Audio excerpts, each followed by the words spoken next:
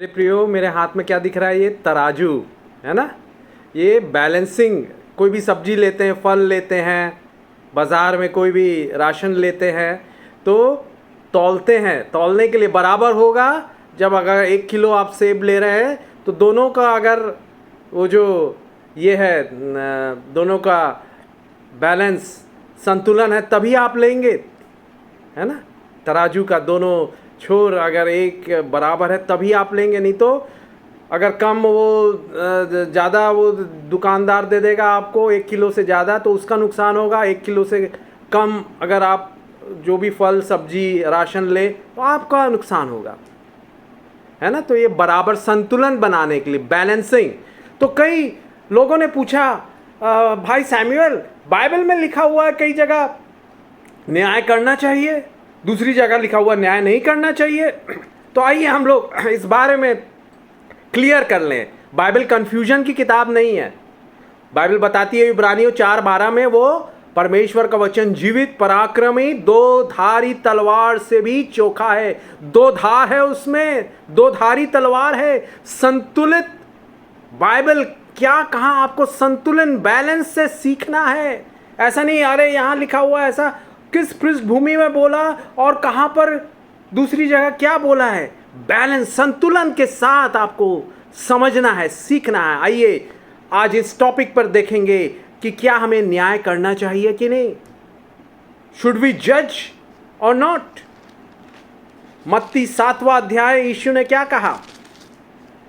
पहला वचन मत्ती 7:1 में लिखा हुआ है। यीशु ने कहा, दोष मत लगाओ क्योंकि तुम पर भी दोष न लगाया जाएगा। इंग्लिश में लिखा हुआ, जज not so that you will also not be judged. दूसरा वचन कहता मत्ती 7:2, क्योंकि जिस प्रकार तुम दोष लगाते हो उसी प्रकार तुम पर भी दोष लगाया जाएगा। जिस नाप से तुम नापते हो उसी नाप से तुम्हारे लिए भी नापा जाएगा। ये लिखा हुआ है मेरे प्रियो यहाँ पर। आइए हम और देखेंगे। पहला कुरिन्थियों की किताब, उसका 4था अध्याय और 5वां वचन। वहां लिखा हुआ है, इसलिए जब तक प्रभु ना आए समय से पहले किसी बात का न्याय ना करो। वही अंधकार की छिपी बातें ज्योति में दिखाएगा और मनों के अभिप्रायों को प्रकट करेगा। तब परमेश्वर की ओर से हर एक की प्रशंसा होगी। यहां लिखा हुआ है, जब तक प्रभु ना आए समय से पहले किसी बात का न्याय ना करो, ऐसा लिखा हुआ है पहला कुरिन्थियों 4 अध्याय 5वां वचन में। और देखते हैं रोमियो की किताब 14 अध्याय और उसका आप पढ़ सकते हैं 1 से लेके 13 तक, मगर 13 में खास तौर से मैं जो लिखा हुआ है वो पढ़ूंगा। रोमियो 14:13 लिखा हुआ है, अतः आगे को हम एक दूसरे पर दोष न लगाएं, पर यह ठान लो कि कोई अपने भाई के सामने ठेस या ठोकर खाने का कारण न रखे। दोष नहीं लगा, ठीक है। और देखिए दूसरी तरफ, दूसरा संतुलन बैलेंसिंग के लिए क्या लिखा हुआ है। पहला कुरिन्थियों की किताब 5वां अध्याय और उसका 10 से लेके 13 वचन। पहला कुरिन्थियों 5वां अध्याय 10 से लेके 13 वचन लिखा हुआ है, यह नहीं कि तुम बिल्कुल इस जगत के व्यभिचारियों या लोभियों या अंधेर करने वालों या मूर्ति पूजकों की संगति ना करो, क्योंकि इस दिशा में तो तुम्हें जगत में से निकल जाना ही पड़ेगा। परंतु मेरा ये कहना है कि यदि कोई भाई कहलाकर विश्वासी भाई बहन कहलाकर व्यभिचारी या लोभी या मूर्ति पूजक या गाली देने वाला या पियक्कड़ या अंधेर करने वाला हो तो उसकी संगति मत करना।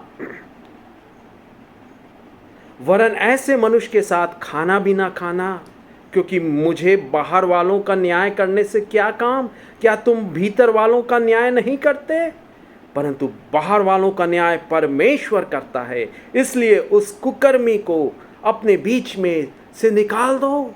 वो कह रहा है, आप कह सकते हैं अरे दोष लगा रहा है ये पौलुस व्यभिचारियों के ऊपर, लोभियों के ऊपर, मूर्ति पूजक पियक्कड़, अंधेर करने वाला, धोखाधड़ी करने वाला, झूठ बोलने वाला, उसको कह रहा है कि उसकी संगति मत करना, वरन ऐसे मनुष्य के साथ खाना भी ना खाना। क्यों? किसके लिए? जो विश्वासी कहला के भी अविश्वासी का काम करता है। नाम से विश्वासी है, काम से अविश्वासी है। बुरा काम करने वाला, गंदे काम, गलत काम करने वाला, लालच, व्यभिचार, मूर्ति पूजा, लोभी, पियक्कड़, अंधेर करने वाला। परमेश्वर कह रहा है परंतु बाहर वालों का न्याय परमेश्वर करता है, जो अन्य जाति है उनका न्याय परमेश्वर करता है, परंतु जो अंदर में है, विश्वासी है, उनको क्या कह रहा है? कलीसिया में जो अनैतिकता हो रही है, पौलुस कह रहा है परंतु 1 कुरिन्थियों 5:13 में, परंतु बाहर वालों का न्याय परमेश्वर करता है, इसलिए उस कुकर्मी को अपने बीच से निकाल दो।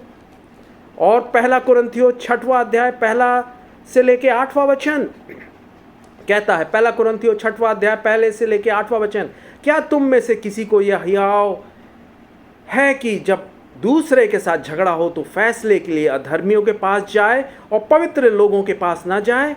क्या तुम नहीं जानते कि तुम पवित्र लोग की क्या तुम नहीं जानते कि पवित्र लोग जगत का न्याय करेंगे? इसलिए जब तुम्हें जगत का न्याय करना है तो क्या तुम छोटे से छोटे झगड़ों का भी निर्णय नहीं कर निर्णय करने के योग्य नहीं? क्या तुम नहीं जानते कि हम स्वर्गदूतों का न्याय करेंगे, तो क्या सांसारिक बातों का निर्णय ना करें? यदि सांसारिक बातों का निर्णय करना हो तो क्या उन्हीं को बैठाओगे जो कलीसिया में कुछ नहीं समझे जाते? मैं तुम्हें लज्जित करने के लिए यह कहता हूँ, क्या सचमुच तुम में से एक भी बुद्धिमान नहीं मिलता जो अपने भाइयों का निर्णय कर सके, न्याय कर सके? तुम में भाई भाई में मुकदमा होता, वह भी अविश्वासियों के सामने। परंतु सचमुच तुम में बड़ा दोष तो यह है कि तुम आपस में मुकदमा करते हो। अन्याय क्यों नहीं सहते? अपनी हानि क्यों नहीं सहते? परंतु तुम तो स्वयं अन्याय करते और हानि पहुंचाते हो, वो भी भाइयों का। मेरे प्रियो, यहां कह रहा है कि क्या तुम में एक भी बुद्धिमान नहीं जो न्याय कर सके, निर्णय ले सके? आइए यूहन्ना की किताब और उसका 7वां वचन और उसका 24वां पद देखते हैं मेरे प्रियो। यूहन्ना की किताब 7वां अध्याय उसका 24वां वचन, वहां यीशु मसीह क्या कह रहे हैं अपने ओठों से? देखते हैं। यूहन्ना 7:24 में लिखा हुआ, मुंह देखो न्याय ना करो परंतु ठीक ठीक न्याय करो। मुंह देख के नहीं, अरे ये बड़ा पद वाला है, अच्छा दिख रहा है, बड़ा भोला दिख रहा है, ओ विश्वासी बोलता है, मुखौटा पहन के आता है, परंतु अंदर से वो अविश्वासी बुरा है, धोखेबाज है, मुखौटा पहना हुआ है। मुंह देख कर न्याय ना करो, बड़ा भोला दिख रहा है, सीधा दिखता है, सुंदर दिखता है ना, परंतु ठीक ठीक न्याय करो। व्यवस्था 19वां अध्याय और उसका 15वां वचन भी कहता है, मूसा को परमेश्वर ने ये आज्ञा दी थी न्याय करने के बारे में। मेरे प्रियो, व्यवस्था 19:15 में लिखा हुआ, न्याय में कुटिलता ना करना, ना कंगाल का पक्ष करना, ना बड़े मनुष्यों का मुंह देख विचार करना, परंतु एक दूसरे का न्याय धर्म से करना। न्याय करने बोल रहा है यहाँ। हालेलुया। और दूसरा कुरिन्थियों उसका 13वां अध्याय और पहला वचन पढ़ेंगे, उसमें भी पौलुस क्या कह रहा है मेरे प्रियो। दूसरा कुरिन्थियों 13वां अध्याय और उसका पहला वचन, सुंदर वचन है। अब तीसरी बार मैं तुम्हारे पास आता हूं, तीसरी बार मैं तुम्हारे पास आता हूं, 2 या 3 गवाहों के मुंह से हर एक बात ठहराई जाए। वो कह रहा है कि मैं तुम्हारे पास आता हूं, 2 या 3 गवाहों के मुंह से हर एक बात ठहराई जाए। गवाह काहे के लिए? न्याय जब होता है, गवाही कोर्ट में जाते हैं तो गवाह लोग टेस्टमनी देते हैं, अपनी गवाही देते हैं गवाह लोग। पौलुस कह रहा है, ये बाइबल के वचन कह रहे हैं। मान लीजिए, इसलिए 2 धारी तलवार है, संतुलन करके हमें करना है। अब मैं बताता हूं, एक कलीसिया में मेरे प्रियो, एक बहन लोगों के पैसे लेने लगी, लाखों रुपए ले लिए, नौकरी लगाऊंगी सरकारी। 6 महीना 1 साल बीत गया, एक का भी नौकरी नहीं लगाई, और वो आ रही है, चर्च वाले उसे निकाल नहीं रहे, बता नहीं रहे उसके बारे में कि ये धोखेबाज है, पैसे लूटती है, हड़पती है मीठी मीठी बात करके। नाम से विश्वासी, काम से अविश्वासी, नाम से विश्वासी, काम से अविश्वासी है। लाखों रुपए लूट ली, हड़प ली, ना वापस की ना कुछ की। सरकारी नौकरी लगवाऊंगी, गरीब गरीब लोगों ने अपना जमीन, गहने, घर बेच दिया, गिरवी रख दिया, पैसे लूट लिए ना। ऐसे लोगों को पौलुस कह रहा है, निकाल दो अपने बीच में से। 1 कुरिन्थियों 5 अध्याय 13वां वचन।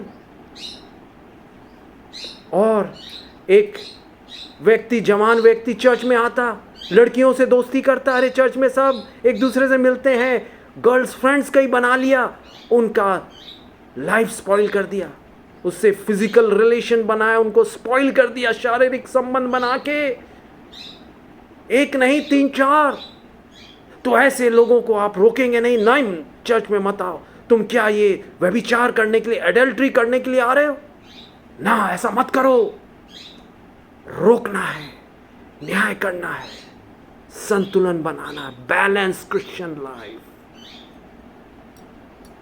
आपकी कलीसिया, आपका जीवन, आपका परिवार, समाज बचेगा, पवित्र रहेगा, नहीं तो बर्बाद, ओ व्यभिचार, लोभ, अन्याय में लूट जाएगा, बर्बाद हो जाएगा। आइए प्रार्थना करें, यीशु मुझे बुद्धि और ज्ञान दे कि मैं सच्चा न्याय कर सकूं। हालेलुया। क्योंकि मैं जानता हूं आप बुद्धि देंगे, बुद्धि और ज्ञान आपकी ओर से आएगी। कौन सही है कौन गलत है उसकी पहचान दे पिता, डिसर्निंग, आत्माओं की परख दे। क्योंकि 1 यूहन्ना 4 अध्याय 1 वचन कहता है, 2 वचन कहता है, हर एक आत्मा की प्रतीति ना करो, हर एक आत्मा पर विश्वास ना करो। नाम से वो विश्वासी दिख सकते हैं, चेहरे से बड़े भोले, सुंदर, सीधे, परंतु हो सकता है धोखेबाज हो, लड़कियों का, लड़कों का जीवन बर्बाद करने वाले, लूटने वाले हों, जवान लोगों का, बुजुर्ग लोगों का पैसे हड़प लें, संपत्ति हड़प लें। सावधान, सावधान। यीशु मुझे आत्माओं की परख दीजिए। 1 कुरिन्थियों 12वां अध्याय, 1 कुरिन्थियों 12वां अध्याय 8 से लेकर 10वें वचन के अनुसार जो 9 वरदान है पिता, मुझे दे दीजिए यीशु, मुझे दे दीजिए पिता। आत्माओं की परख, बुद्धि के वचन, ज्ञान के वचन, word of wisdom, word of knowledge, discerning of spirit grant में। आपने कहा मांगो तो तुम्हें दिया जाएगा। यस, मैं मांगता हूं यीशु के नाम में, हर एक भाई, हर एक बहन पर उंडेल दीजिए, दे दीजिए। Holy Spirit guide them, guard them. Yeshu के सामर्थी, अद्भुत, बुद्धि देने वाले, ज्ञान देने वाले, सच या गलत का परख की आत्मा देने वाले, आत्माओं की परख का वरदान देने वाले नाम में मांगते हैं। आमीन, आमीन।